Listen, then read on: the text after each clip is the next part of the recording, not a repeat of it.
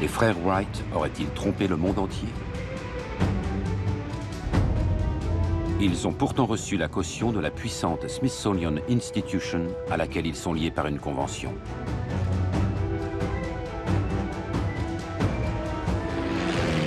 Gustav Weisskopf sera-t-il jamais reconnu comme l'un des pionniers de l'aviation?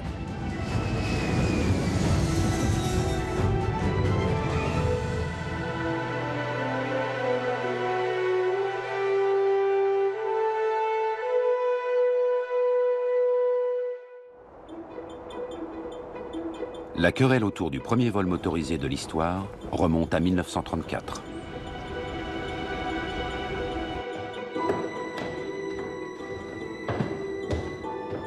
Cette année-là, la journaliste Stella Randolph tombe sur une histoire sensationnelle dans des archives à Washington. Vous parliez d'un article très intéressant. Oui, il est là. Il fait partie d'un dossier spécial sur les débuts de l'aviation. 30 ans après le premier vol motorisé, l'aviation est en train de révolutionner le monde. Les continents se rapprochent et les guerres ont lieu désormais dans le ciel.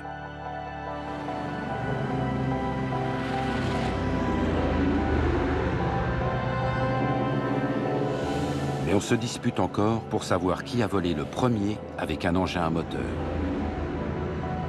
À qui doit-on l'avion, l'une des plus grandes inventions du XXe siècle?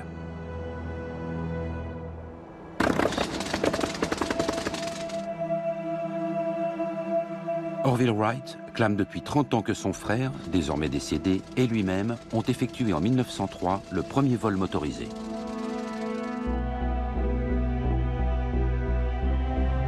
Mais la Smithsonian Institution, qui gère les grands musées nationaux américains, n'est pas de cet avis.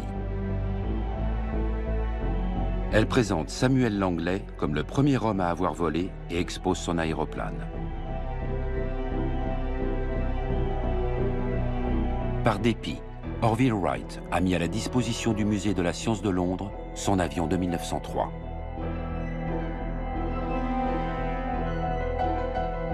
Personne ne s'attend à la découverte de Stella Randolph, qui va faire l'effet d'une bombe. Tenez, regardez ça. D'après un vieil article de presse ressurgi des oubliettes de l'histoire, ni Orville Wright ni la Smithsonian n'ont raison. Et ça a déjà été publié? Pas que je sache. En tout cas, pas récemment. D'après les documents retrouvés par Stella Randolph, c'est probablement un Allemand émigré aux États-Unis qui a volé le premier dès 1901, soit 2 ans avant les frères Wright. Son nom est Gustav Weisskopf, ou Gustav Whitehead, comme il se fait appeler maintenant. Stella Randolph publie son enquête. Elle présente les témoignages de 9 personnes qui jure sous serment avoir vu voler Gustav Weisskopf. Son livre va déclencher une controverse passionnée. Today, after 20 years, the historic Wright brothers plane comes home. At first denied recognition here. En 1948, la Smithsonian met un terme à une vieille querelle en déclarant que les frères Wright ont été les premiers à effectuer un vol motorisé en 1903. Leur avion sera désormais exposé dans l'un de ces musées à Washington. Les 2 frères sont sacrés pères de l'aviation à titre posthume et deviennent des héros nationaux américains. Keep us conscious of thy presence and obedient to thy will. Amen. Jusqu'à sa mort en 1989, Stella Randolph ne cessera de se battre pour réhabiliter Gustav Weisskopf. Mais pourra-t-on détrôner un jour les frères Wright?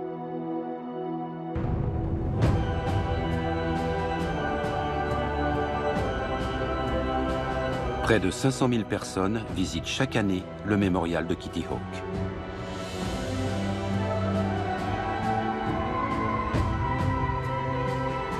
Néanmoins, il est difficile de rayer Gustav Weisskopf de l'histoire.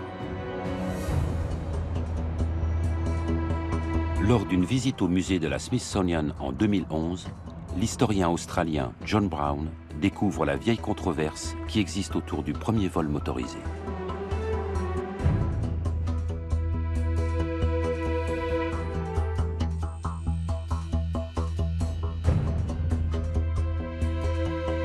Très impressionné par l'avion fabriqué par Gustav Weisskopf au tout début du XXe siècle, il décide d'enquêter sur l'homme. Il lui consacrera 5 années de recherche.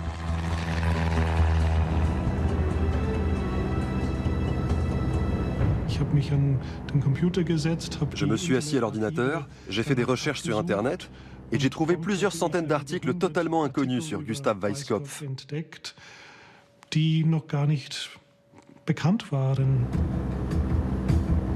Très vite, John Brown a la certitude que Gustav Weisskopf a été le premier aviateur de l'histoire. Mais pourquoi a-t-il été ignoré des autres historiens de l'aviation? Ont-ils été injustes envers l'un des plus grands inventeurs de l'histoire?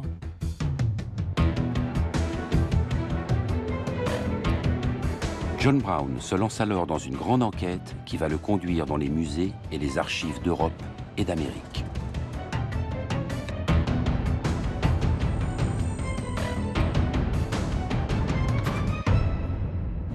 Un document a beaucoup nui à Gustav Weisskopf. C'est un pamphlet écrit par Orville Wright en personne. Aujourd'hui encore, tous les détracteurs de Gustav Weisskopf s'appuient sur ce texte. D'après Orville Wright, une connaissance de Weisskopf aurait dit « Weisskopf n'a jamais réussi à faire voler un avion. C'était un excentrique, un visionnaire et un rêveur qui croyait tout ce qu'il imaginait. »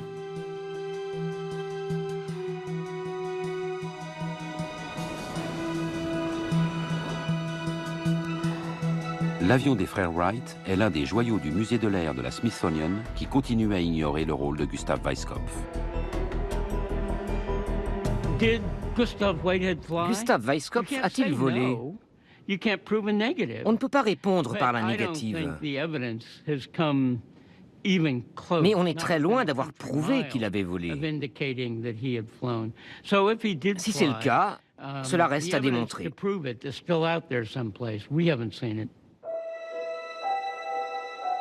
L'histoire de Gustav Weisskopf est-elle une pure invention?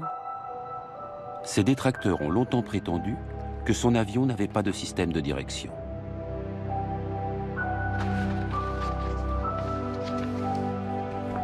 Or, 2 photos transmises par ses héritiers prouvent aujourd'hui le contraire.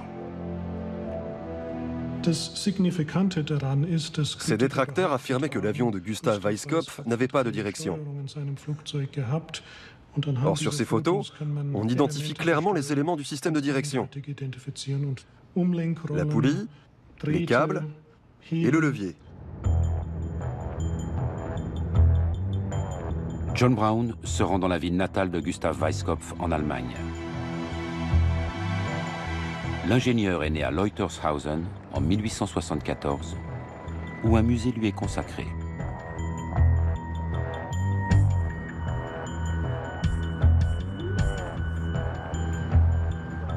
John Brown ne pouvait rêver mieux.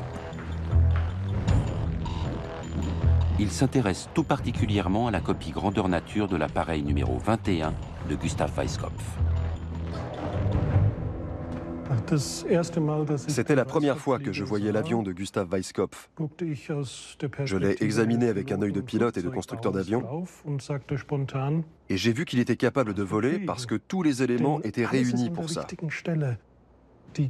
La courbure de l'aile, le centre de poussée qui est ici à peu près,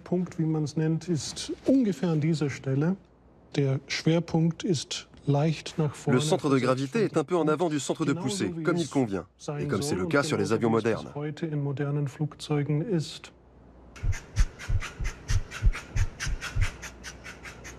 La collection du musée Weisskopf est considérable. Elle a été constituée au fil des ans par un groupe local d'historiens de l'aviation. Les archives du musée sont une mine d'informations. John Brown y découvre des lettres, des croquis et de nombreux documents transmis par la famille de l'aviateur dans les années 1930.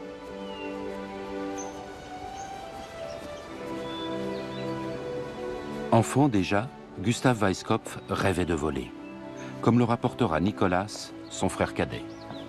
De l'enfance de Gustav, je me souviens seulement qu'il aimait faire voler des petits ballons ou des petits parachutes auxquels il attachait une bougie ou un morceau de liège.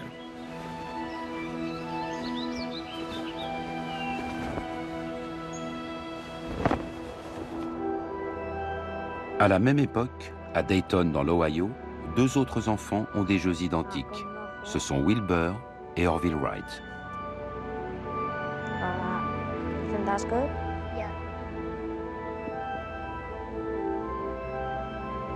3, 2, 1. Un jouet aussi fragile ne durait guère entre les mains des petits garçons que nous étions. Mais son souvenir nous est resté. Les frères Wright, tout comme Gustav Weiskopf, connaissent Otto Lilienthal.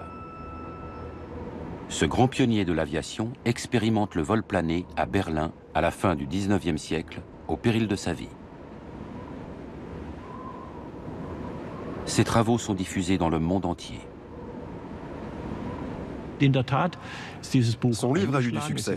Il a été réédité plusieurs fois et il a été diffusé en Allemagne, mais aussi aux États-Unis. C'était un peu la Bible des pionniers de l'aéronautique.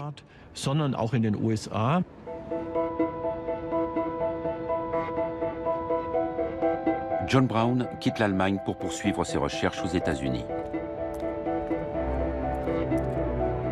Andy, how are you? Il apprend que l'État du Connecticut a consacré Gustav Weiskopf comme père de l'aviation en 1968.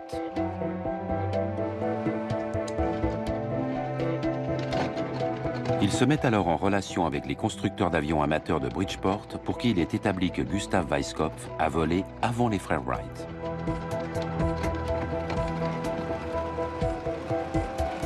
Professeur de physique, Andy Koch est un spécialiste du vol plané. Il s'intéresse à l'appareil numéro 21 de Gustav Weiskopf depuis les années 1980. J'en ai entendu parler la première fois lors d'une conférence donnée à la Société historique de Fairfield. Ça ressemblait à un deltaplane et j'ai eu envie de le construire. Il faut mettre un fil à freiner pour empêcher le vent de retourner la voile. Des types sont venus me voir au hangar pour me proposer un coup de main. La plupart avaient 70 ou 80 ans, mais ils connaissaient parfaitement l'histoire de Gustav Weiskopf. Ils la tenaient de leurs parents. Certains avaient même connu des gens qui avaient vu voler Weiskopf. Donc ils m'ont aidé à construire cette copie. On l'a emmené à l'aéroport de Bridgeport. On l'a fait rouler au sol. Et il a décollé très facilement.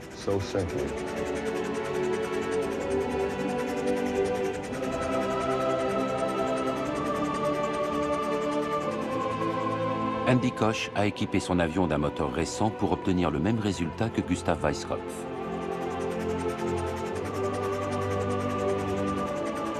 Mais le fait que sa copie du numéro 21 vole ne prouve en rien que Gustav Weiskopf a décollé en 1901. Les détracteurs de Gustav Weiskopf nient qu'il ait pu construire un moteur d'avion. Ils se fondent pour cela sur le pamphlet d'Orville Wright. Gustav Weiskopf n'avait ni les connaissances mécaniques, ni l'équipement nécessaire pour construire un moteur. Il se faisait des illusions.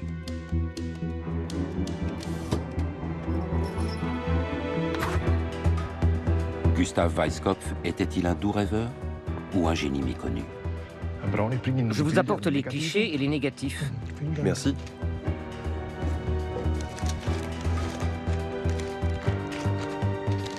Gustav Weiskopf avait-il les connaissances mécaniques nécessaires pour construire un moteur? John Brown poursuit ses recherches. Dans les années 1880, au moment où l'industrie allemande est l'une des premières au monde, Gustav Weiskopf est embauché comme apprenti mécanicien chez un grand constructeur automobile. C'est ce que révèle un article de presse des années 1950, retrouvé récemment.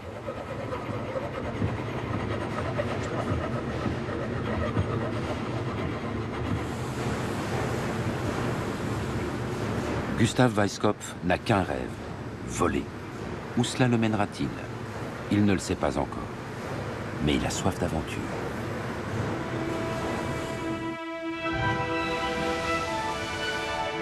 Il prend la mer à l'âge de 16 ans. Durant 3 ans, il va naviguer entre l'Europe et l'Amérique comme matelot. C'est le début des bateaux à moteur. Donc il devait connaître la navigation à la voile, avec le vent,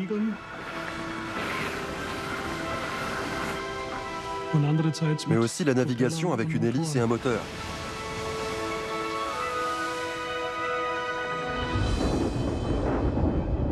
Gustave abandonne la marine vers 1893.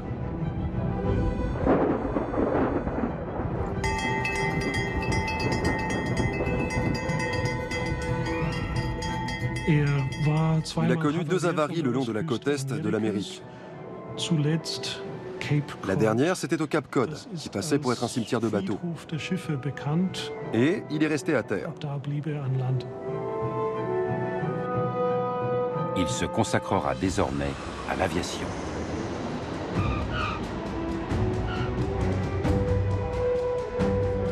John Brown suit la trace de Gustav Weisskopf à travers l'Amérique.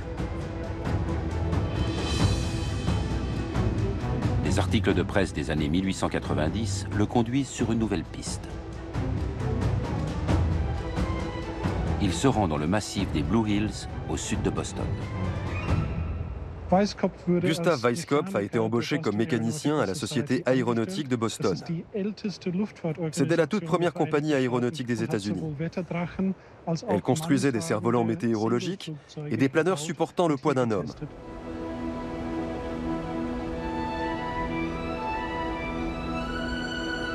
Gustav Weisskopf peut enfin se consacrer à sa passion.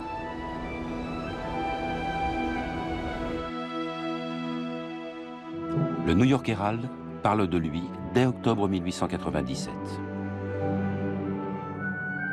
Un mois plus tard, Gustav Weisskopf épouse Louise Touba, une immigrante d'origine hongroise. En 1899, il s'installe à Pittsburgh, une ville industrielle en plein essor.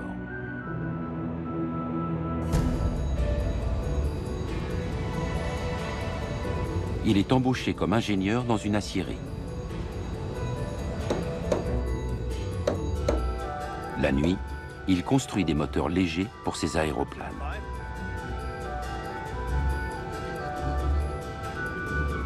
Plus tard, il dira que son premier essai de vol motorisé date de cette époque.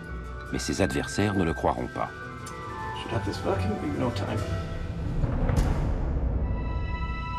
Gustav Weisskopf affirme avoir volé dans cette rue. Dans les années 1930, Stella Randolph met la main sur un témoin qui se souvient parfaitement de ce tout premier essai de vol motorisé de Gustav Weisskopf à Pittsburgh. J'ai volé avec Monsieur Weisskopf. Ce jour-là, j'étais présent quand il a réussi à faire voler sa machine propulsée par un moteur. Son moteur fonctionnait à la vapeur. Louis Darvarich était mécanicien. Il a déclaré qu'il était dans l'avion de Gustav Weisskopf quand celui-ci a descendu cette rue en avion avant de s'écraser contre un bâtiment.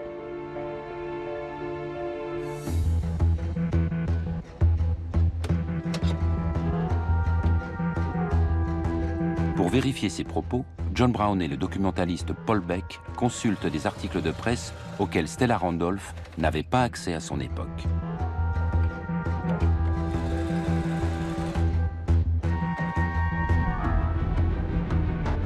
Résultat, d'après John Brown, Stella Randolph a eu raison de croire Darvarich, même si l'essai de Pittsburgh s'est mal fini. C'est la première fois que je viens à Pittsburgh. Et je vais voir la rue où Gustav Weisskopf a fait sa toute première tentative de vol motorisé en 1899. C'est palpitant. John Brown et Paul Beck retrouvent John Chalkowski, un historien de Pittsburgh, qui connaît la ville dans ses moindres recoins. Ensemble, ils cherchent la rue où Gustav Weisskopf aurait fait sa tentative de vol.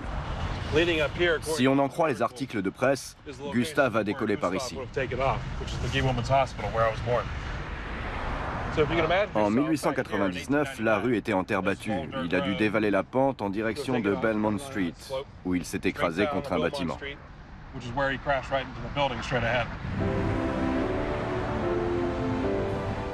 Où exactement? En gros, là où est l'arbre. Si Gustav Weisskopf ne s'était pas écrasé avec son avion, le premier vol motorisé de l'histoire aurait eu lieu avant même la fin du 19e siècle.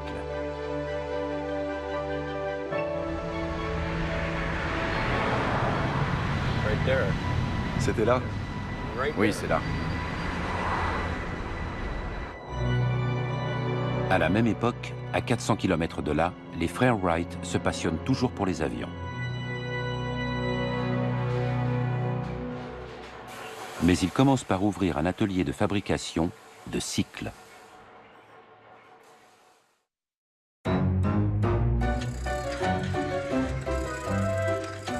Il faut dire que dans les années 1890, la demande est en pleine expansion. Les deux frères étaient très différents, mais c'étaient tous deux des personnalités complexes. Wilbur était un génie. C'est l'un des savants les plus inspirés de toute l'histoire des États-Unis. Orville était un grand technicien, un grand artisan, très habile de ses doigts, mais il n'avait pas le génie de son frère.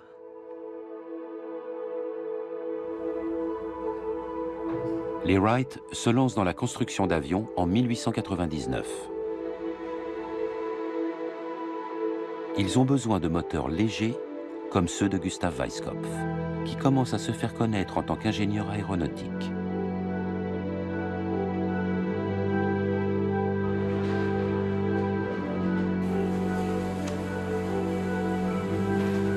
Wilbur Wright reçoit une lettre d'un ami, Octave Chanute, qui lui vante les moteurs de Gustav Weiskopf. Il lui fait la réponse suivante. Le moteur de 10 chevaux dont tu parles est une merveille s'il ne pèse que 13 kilos. Mais même si son inventeur s'était trompé de 500%, ce serait encore un excellent moteur pour l'aviation. Amicalement, Wilbur Wright.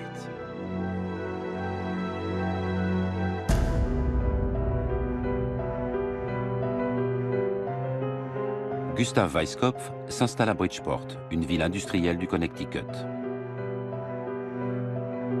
Il consacre le moindre dollar à la réalisation de son grand rêve et court sans cesse après l'argent pour le réaliser. Dis-moi comment il va si fort, Gustave. Est-ce que tu en as encore pour longtemps? J'en ai pour la nuit. Demain, c'est dimanche. On passera du temps ensemble. Heureusement, Gustav Weiskopf a trouvé de nouveaux investisseurs. L'appareil qu'il est en train de dessiner va peut-être entrer dans l'histoire. C'est le numéro 21. Celui dont John Brown a vu la photo à Washington et qui lui a donné l'envie d'en savoir plus sur son constructeur. Le numéro 21 est inspiré du planeur d'Otto Lilienthal, mais il est plus grand et il possède une hélice et un fuselage. Gustav Weiskopf le pilotera lui-même au péril de sa vie. Il rêve d'être le premier homme à effectuer un vol motorisé.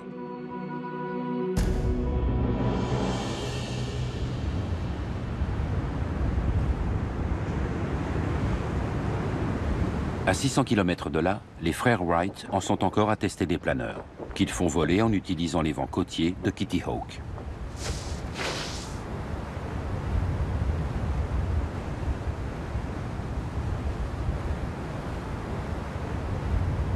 En 1903, après 2 années de recherche, ils parviennent à construire un avion motorisé.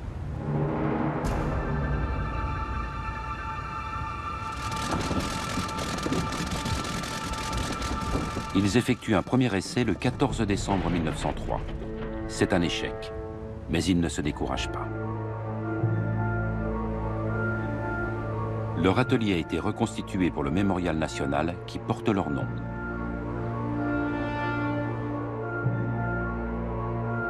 Les deux frères font un nouvel essai le 17 décembre. L'essai est concluant, notera Orville Wright dans son journal.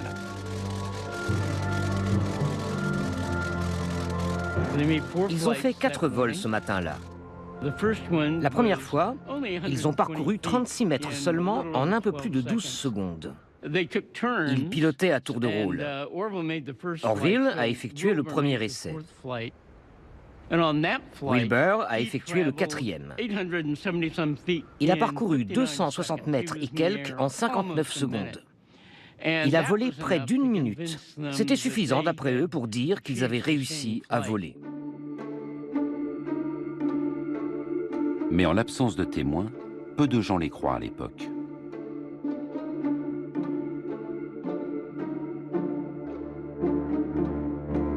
5 ans plus tard, en 1908, Orville Wright publie cette photo en guise de preuve.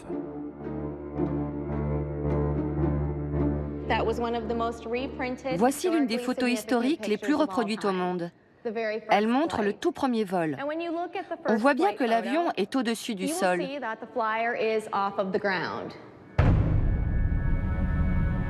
Mais que prouve réellement cette photo?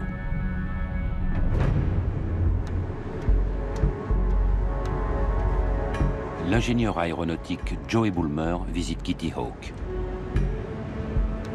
Il a travaillé plusieurs décennies pour la Maison-Blanche et le ministère américain de la Défense dans le secret le plus strict. Sa mission consistait à analyser des objets volants non identifiés. Pour lui, la photo des frères Wright ne prouve rien.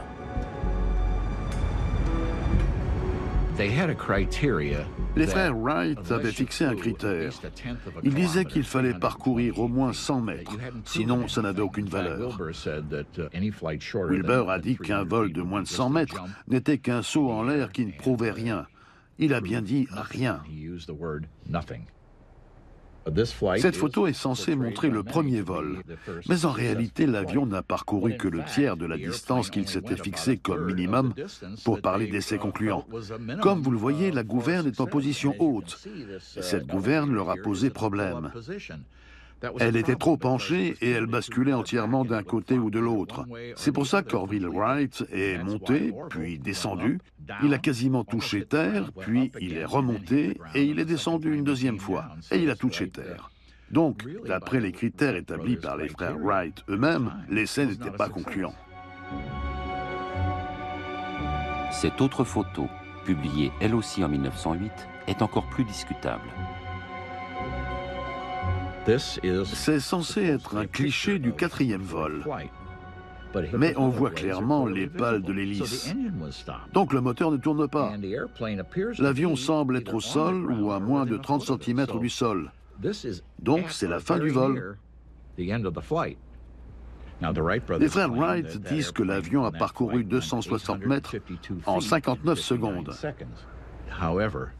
Or, quand on mesure la distance avec les méthodes classiques fondées sur la trigonométrie et la géométrie, on s'aperçoit que l'avion n'est qu'à 90 ou 100 mètres du point de décollage, pas à 260 mètres.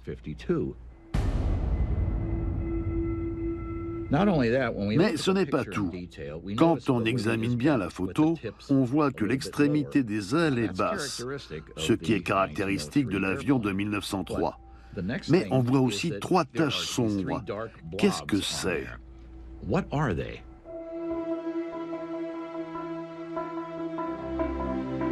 La question demeure sans réponse. Sur d'autres photos de l'appareil de 1903, on voit le pilote allongé sur le ventre et le moteur monté à l'horizontale. Cela ne ressemble pas du tout à ces 3 taches sombres. En revanche, les photos du biplace construit par les Wright en 1908 montrent les 2 pilotes de part et d'autre du moteur. De loin, ils forment 3 petites taches sombres. Ces 3 taches évoquent beaucoup plus l'avion de 1908 que celui de 1903. Or, les Wright ont transporté leur biplace à Kitty Hawk en 1908 et ont effectué des dizaines de vols sur une période de 6 semaines.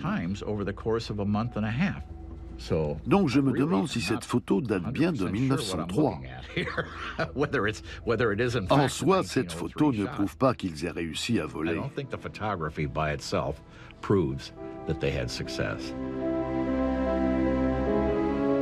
En conclusion, la seule preuve que Wilbur Wright a volé sur 260 mètres à Kitty Hawk en 1903, c'est le journal tenu par son frère.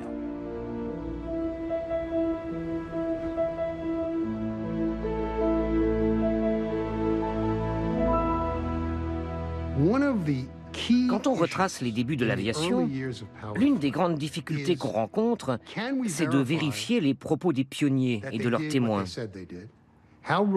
Sont-ils fiables? Dans le cas des frères Wright, le vol a eu lieu à Kitty Hawk, devant quelques miséreux du coin. Orville affirme qu'au 4e essai, l'avion a parcouru 260 mètres. Mais il n'y a aucune instance indépendante pour le confirmer.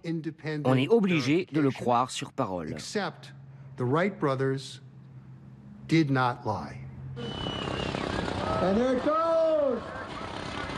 L'avion de 1903 est reconstruit des années plus tard. Ces essais pourraient-ils confirmer les allégations d'Orville Wright?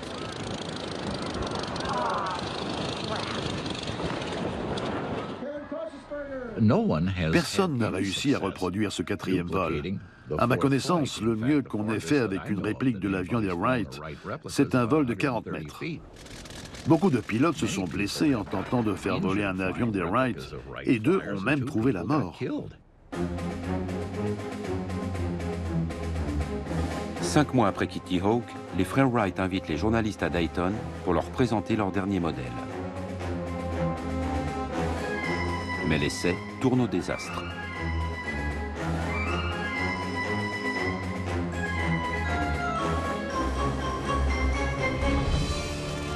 Les frères Wright perfectionnent leur biplace et parviennent à le faire voler en 1905. Les premières images de leur appareil en vol sont tournées en 1908.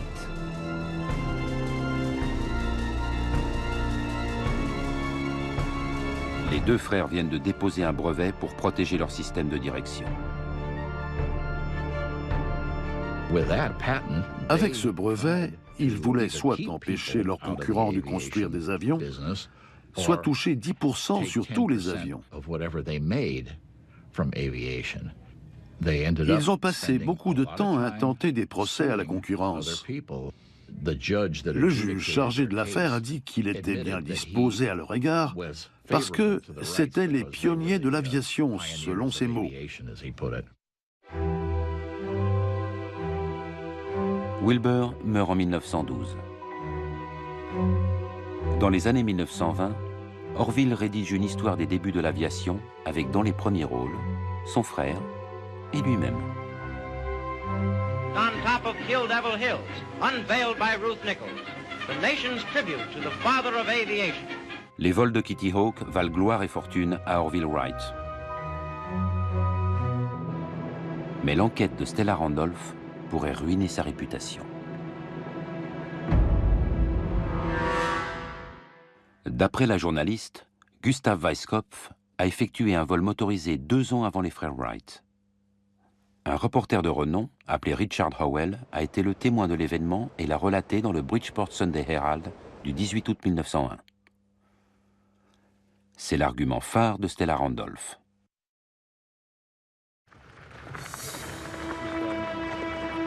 À l'aube du 14 août 1901, Richard Howell retrouve Gustav Weiskopf pour l'accompagner sur une piste d'envol située non loin du domicile de l'ingénieur. Howell écrira plus tard. Le temps qu'on arrive, il faisait jour. La tension montait d'un cran à chaque tic-tac de la montre. Vous croyez vraiment que cet engin va voler? Vous allez voir. Démarrez le moteur. Ok. C'est bon. Ce fut un grand moment. Ça. Attention. Lâchez.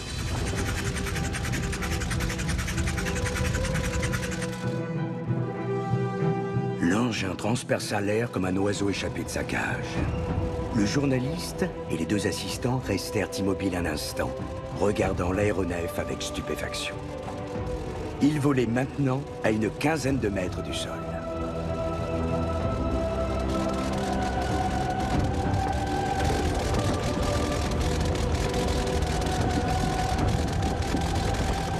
D'après Richard Howell, Gustav Weiskopf a parcouru quelques 800 mètres dans les airs. Consciente que son enquête va faire grand bruit, Stella Randolph souhaite rassembler le maximum de témoignages pour étayer sa thèse. Elle part à la recherche de témoins à Bridgeport. Elle parvient à trouver plusieurs personnes qui se souviennent encore de Gustav Weiskopf, 33 ans après. Certaines ont même assisté à ses essais.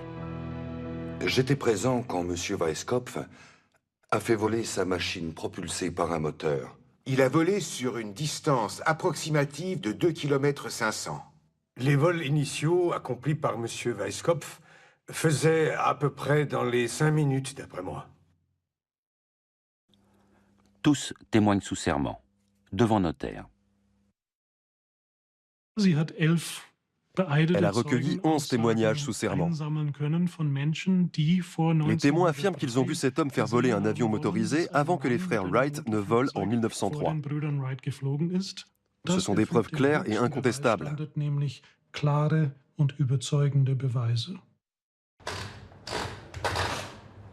Stella Randolph est persuadée que son enquête suffira à réhabiliter Gustav Weiskopf.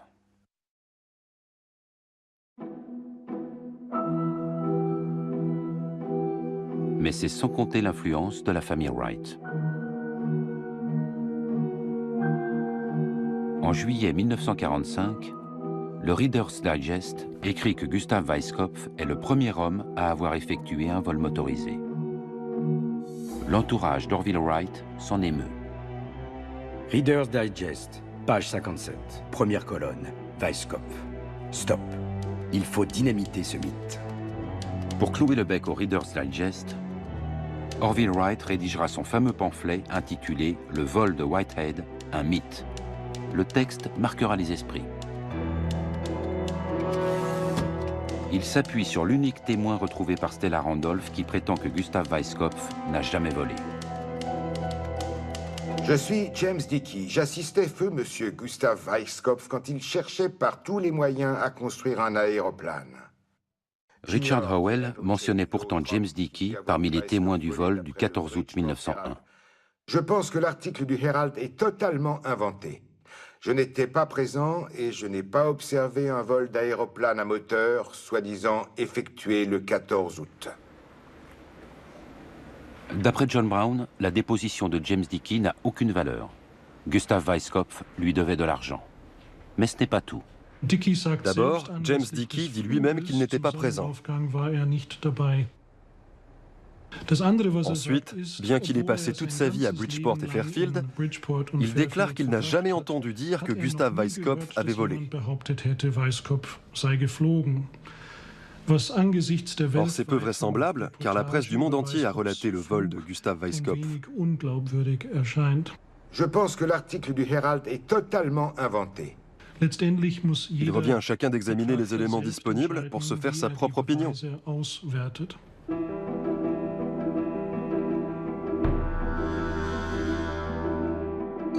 Mais ce qui nuit le plus à Gustav Weiskopf est la déclaration d'un certain Stanley Beach, reprise par Orville Wright. Stanley Beach est un journaliste aéronautique et un ancien collaborateur de Gustav Weiskopf. Les deux hommes se voyaient fréquemment entre 1901 et 1910. Or, Gustav Weiskopf n'a jamais dit à Stanley Beach qu'il avait volé. Stanley Beach et Gustav Weiskopf se sont brouillés en 1909. Stanley Beach doute que Gustav Weiskopf ait jamais réussi à faire décoller un de ses engins.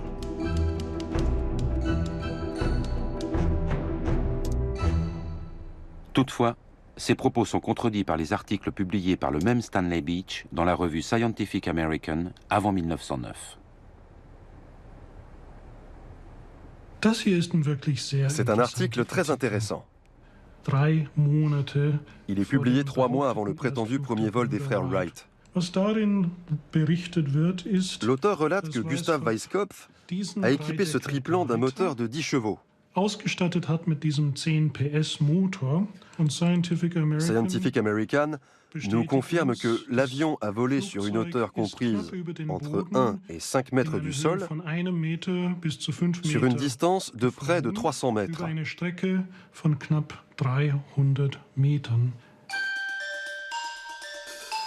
Stanley Beach semble avoir perdu la mémoire après sa brouille avec Gustav Weiskopf. Orville Wright fait l'impasse sur tout cela. Il ne mentionne pas davantage les autres témoins retrouvés par Stella Randolph. Or, entre les années 1930 et 70, pas moins de 17 personnes affirmeront avoir vu Gustav Weisskopf voler. Les témoignages sont toujours problématiques, par définition. Je n'en tiens donc pas compte. Je suis Anton Bruckner et je connaissais feu Gustav Weisskopf. Et j'étais également employé par lui pour construire des moteurs destinés à des engins plus lourds que l'air. Beaucoup de témoins n'ont qu'un vague souvenir d'un vol qui n'était pas forcément motorisé. J'étais présent comme assistant ce jour-là quand M. Weisskopf a réussi à faire voler sa machine propulsée par un moteur. J'étais présent quand M. Weisskopf a fait voler sa machine propulsée par un moteur. Il mélange les dates. 14 août 1901. Septembre ou octobre 1901. En tant qu'historien, je me méfie de tout ce qu'on appelle les égo-documents. Autrement dit, des témoins qui se souviennent après coup. On sait comment fonctionne la mémoire sélective. On se souvient ou on croit se souvenir de quelque chose parce qu'on a envie de s'en souvenir. Donc, je me méfie de tous les égo-documents. Ils ne permettent pas d'établir des faits.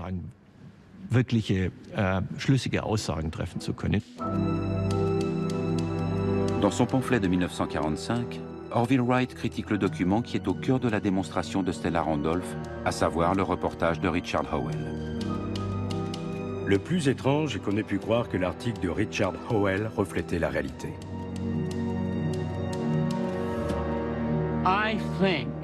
Il est possible que Richard Howell se soit basé uniquement sur le récit de Weisskopf pour écrire l'article paru dans le Bridgeport Sunday Herald le 18 août. C'est peut-être un dérapage.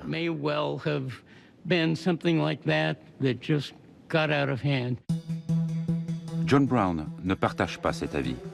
Il pense que le reportage est fiable. On a le journaliste de la presse locale, 2 témoins directs, ainsi que Gustav Weisskopf lui-même, qui affirme que le vol du 14 août 1901 a bien eu lieu. Depuis, on a trouvé beaucoup d'autres articles sur le même sujet, y compris dans la presse concurrente.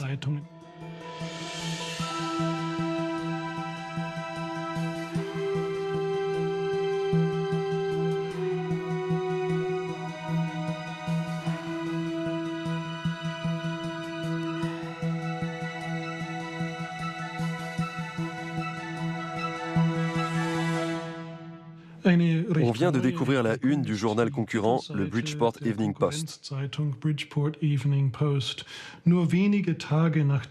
Il relate un nouveau vol de Gustav Weisskopf, quelques jours après le premier.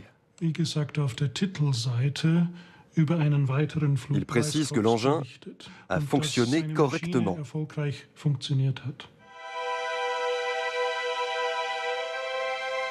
John Brown a découvert dans des journaux du monde entier près de 300 articles affirmant que Gustav Weisskopf avait réussi à voler.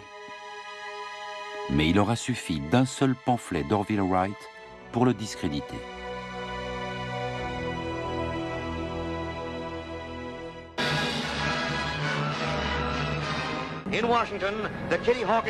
En 1948, la Smithsonian met un terme à une vieille querelle en déclarant officiellement qu'Orville et Wilbur Wright ont effectué le premier vol motorisé de l'histoire.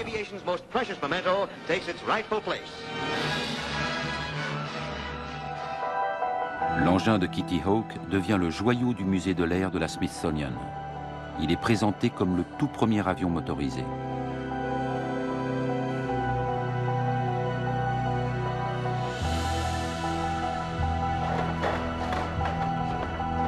Mais aujourd'hui, les travaux de John Brown suscitent un vif intérêt dans le monde entier. Ce qui a vraiment fait connaître l'histoire de Gustav Weisskopf, c'est l'édition de 2013 de Jane's All the World's Aircraft. C'est la plus vieille revue d'aviation du monde. Dans sa 100e édition, elle indique à juste titre que le premier vol motorisé est le fait de Gustav Weisskopf et non des frères Wright. Personne ne nie l'exploit des frères Wright. Mais si Gustav Weiskopf a réussi un semblant de vol motorisé avant eux, il est légitime qu'on le reconnaisse. En particulier le premier musée américain des sciences. Or, il s'y refuse. Mais pourquoi la Smithsonian refuse-t-elle toute forme de reconnaissance à Gustav Weiskopf?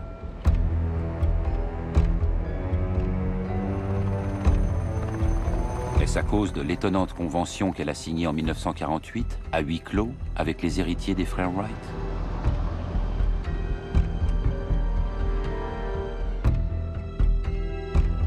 Cette convention n'a été rendue publique que 30 ans plus tard, en 1978. Elle fixe la position de la Smithsonian au regard d'éventuels vols antérieurs à celui des Wright. Le paragraphe le plus contestable est celui-ci.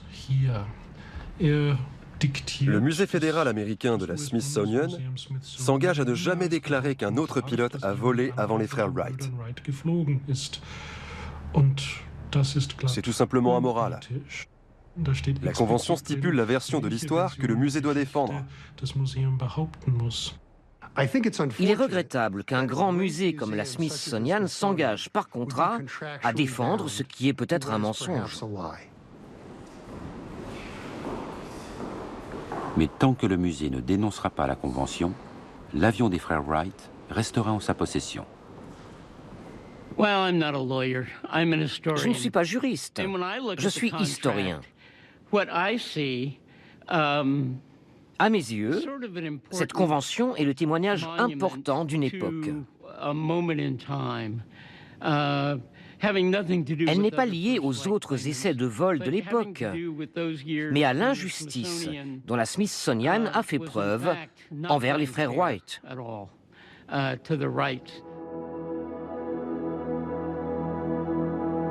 En d'autres termes, ce paragraphe servirait à calmer la querelle au sujet du prétendu vol de Samuel Langley.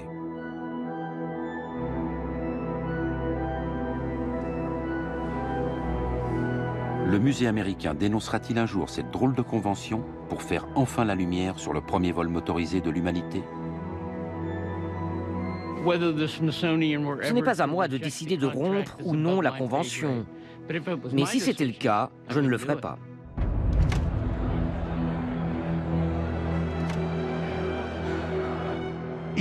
Tant pis si le prix à payer, c'est de voir l'avion des frères Wright repartir au musée de Londres. Mais un musée se doit de dire la vérité. Lâchez! Qui aura le dernier mot dans cette histoire? Quoi qu'il en soit, Gustav Weiskopf a eu des paroles prophétiques.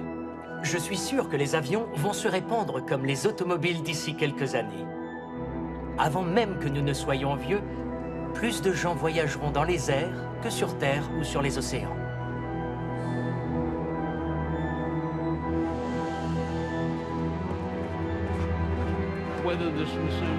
En 1902, Gustav Weiskopf a besoin d'argent pour perfectionner son avion. Mais contrairement aux frères Wright, il n'est pas doué pour les affaires. Sommé de rembourser ses créanciers, il fait faillite. On lui interdit même l'accès à son atelier. Il ne s'en remettra jamais.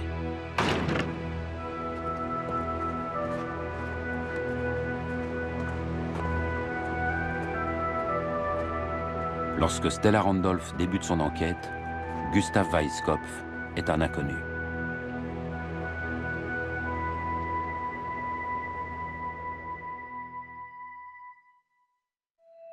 Les livres d'histoire n'ont retenu que l'exploit des frères Wright.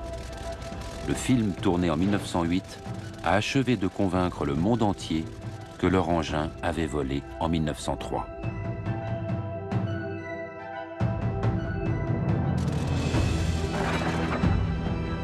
Aujourd'hui, Orville et Wilbur Wright sont des figures de légende adoubées par le Congrès américain et vénérées par des générations entières de petits Américains. Une volonté de faire et une foi à toute épreuve. La légende est protégée par une convention signée de la main du directeur de la Smithsonian au nom des États-Unis d'Amérique.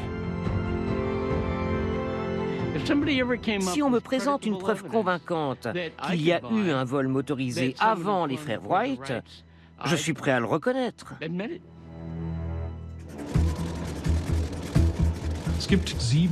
7 documents établissent que Gustav Weiskopf a effectué plusieurs vols distincts avant les frères Wright.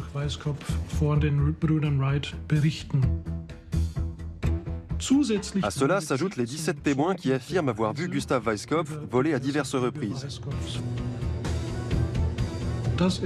Ce sont des preuves claires et incontestables qui satisfont à toutes les exigences possibles.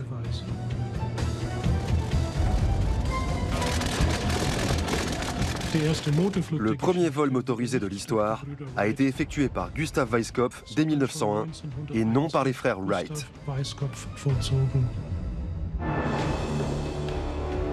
Alors, qui a volé le premier?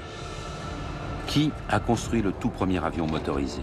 80 ans après l'enquête publiée par Stella Randolph, la question continue de susciter une vive polémique. Espérons que tous les pionniers de l'aviation finiront par être reconnus selon leur juste mérite.